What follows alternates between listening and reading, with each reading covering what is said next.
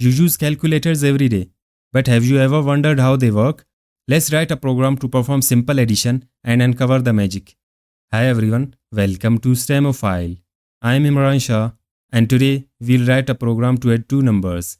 In the previous video, we learned how to use scanf to input values into a variable and printf to print the values of a variable. This is continuation of that video. In this video, we'll write a program that takes two values from the user via keyboard, adds those values, and prints the result. You already know how to add values in real life. For example, 5 plus 3, which becomes 8. This process is called adding two numbers. So let's write our program. First, we create two variables to store both numbers. Int a, b, semicolon.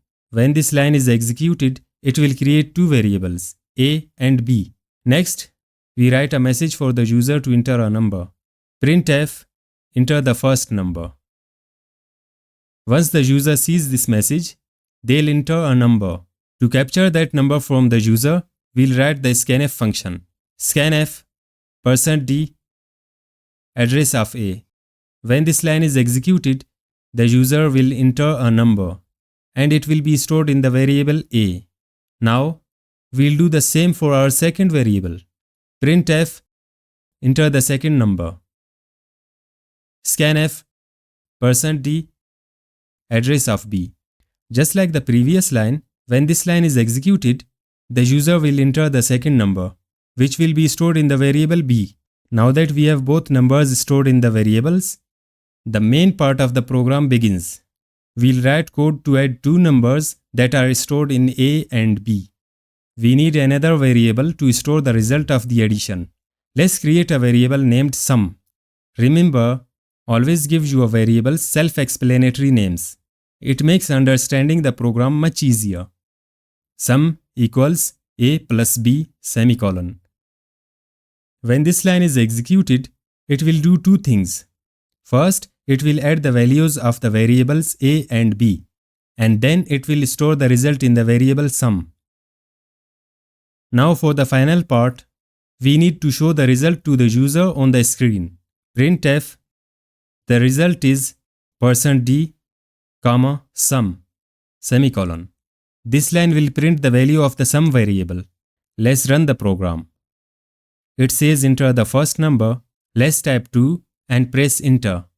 Now it's asking us to enter the second number. Let's type 3 and press enter.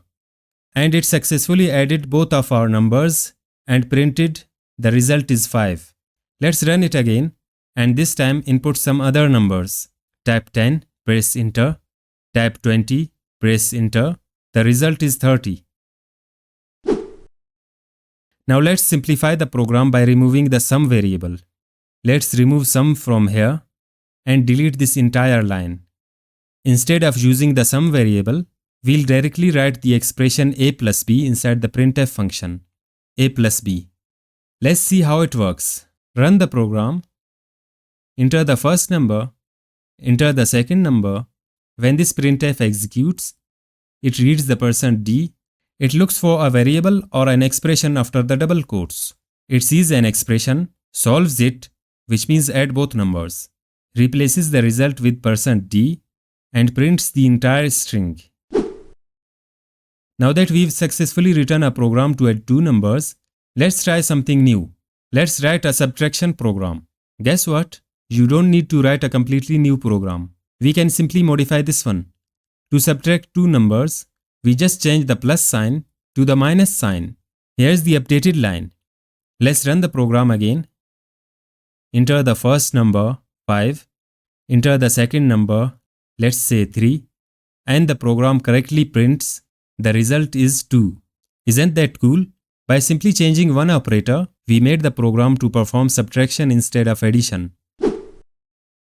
You can try other operations like multiplication or division. Simply replace the operator and your program can perform those operations too.